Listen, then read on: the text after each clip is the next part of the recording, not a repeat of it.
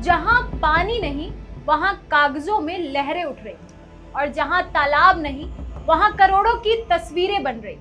मिट्टी के गड्ढों को विकास बताया जा रहा है और जनता के पैसों से कागजों पर गांव सजाया जा रहा है।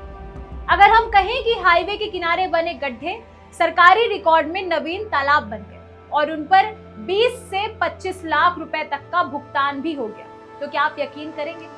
लेकिन शहडोल से सामने आई पड़ताल ऐसे ही गंभीर सवाल खड़े कर रही है। नमस्कार, मैं हूं तनु भदौरिया और आप देख रहे हैं बिंदु फर्स्ट। आज हम आपको दिखाने जा रहे हैं एक ऐसी पड़ताल जो सिर्फ एक तालाब की नहीं बल्कि सरकारी योजनाओं की पारदर्शिता पर बड़ा सवाल खड़ा कर रही है। शहडोल जिले की जनपद पंचायत जयसिंह नगर के जोरा गांव में रीवा शहडोल हाईवे निर्माण के दौरान सड़क के किनारे मुरुम निकालने से लगभग 2 से 2.5 एकड़ का बड़ा गड्ढा बन गया। आरोप है कि इसी गड्ढे को सरकारी रिकॉर्ड में नवीन तालाब घोषित कर दिया गया और इतना ही नहीं, इस कथित तालाब के लिए करीब 25 लाख रुपए तक स्वीकृति और खर्च किए जाने की बात सामने आई।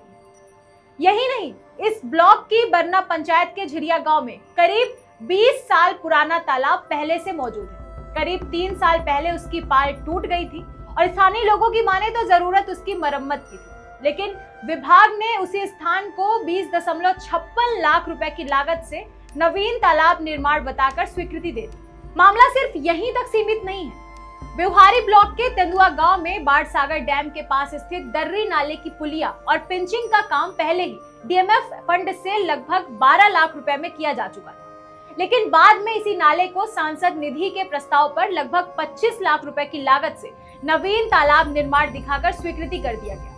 मौके पर नया तालाब दिखाई नहीं देता, लेकिन रिकॉर्ड में भुगतान पूरा हो चुका है। यानी सवाल यह है कि क्या कागजों में तालाब बनाकर सरकारी धन खर्च कर दिया गया? जिला खनिज प्रतिष्ठान यानी डीएमएफ के रिकॉर्ड के मुताबिक वर्ष 2022-23 की कार्य योजना में तालाब निर्माण, घाट निर्माण और सौंदर्यीकरण के 43 प्रोजेक्ट मौजूद किए गए। इन परियोजनाओं के लिए 7 करोड़ 48 लाख रुपए स्वीकृत हुए। जांच में आरोप सामने आए हैं कि इनमें से आधे से ज्यादा प्रोजेक्ट ऐसे स्थानों पर हैं जहां पहले से तालाब मौजूद थे या फिर नया निर्माण मौके पर दिखाई ही नहीं देता। यानी कहीं पुराने तालाब को नया बताया गया है तो कहीं हाईवे के गड्ढों को ही तालाब घोषित कर दिया गया। जब यह मामला प्रशासन के सामने आया तो शहडोल कलेक्टर डॉक्टर केदार सिंह ने क्या कहा, ये सुनिए। डीएमएफ से तालाब स्वीकृत करके नाम पे 25 लाख रुपए निकाल लिए गए, तो क्या है ये मामला? मामला तो मैं आपके जो अखबार के माध्यम से संज्ञान में आया है, लेकिन मैं आपको एक चीज़ क्लियर कर देता हूँ। डीएमएफ से हम लोग कोई पुराने तालाब नहीं बनाते हैं। सामान्यतः प्रयास होता है कि तालाब ऑलरेडी हम लोग अन्य योजनाओं में बना चुके हैं और फिर भी कहीं आवश्यकता होती है तो विशेष परिस्थिति में जहाँ डिमांड हो लोकल स्थानीय तौर पर जनप्रतिनिधि होगी तो हम तालाब स्वीकृत करते भी हैं, लेकिन पुराने तालाब डीएमएफ से कभी नहीं बनाए जाते हैं। और ये तालाब जो मेरे संज्ञान में आपने लाया गया है, इसको हम जिला स्तर से एक टीम बना के उसको हम जांच करेंगे।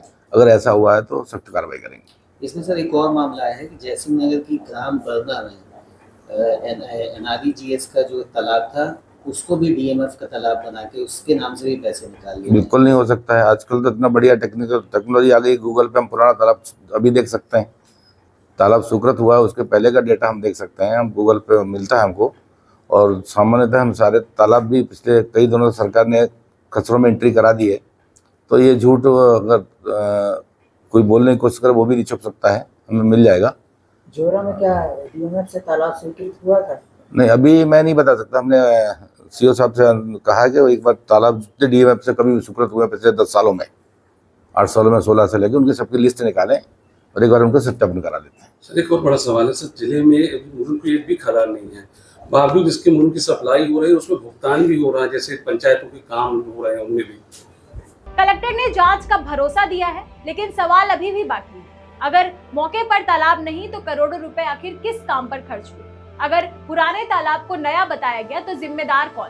और सबसे बड़ा सवाल, क्या जल संरक्षण के नाम पर सरकारी धन का दुरुपयोग हुआ है? अब देखना होगा कि जांच सिर्फ फाइलों तक सीमित रहती है या फिर जिम्मेदार लोगों तक भी पहुंचती है। शहडोल से कृष्णा तिवारी की रिपोर्ट।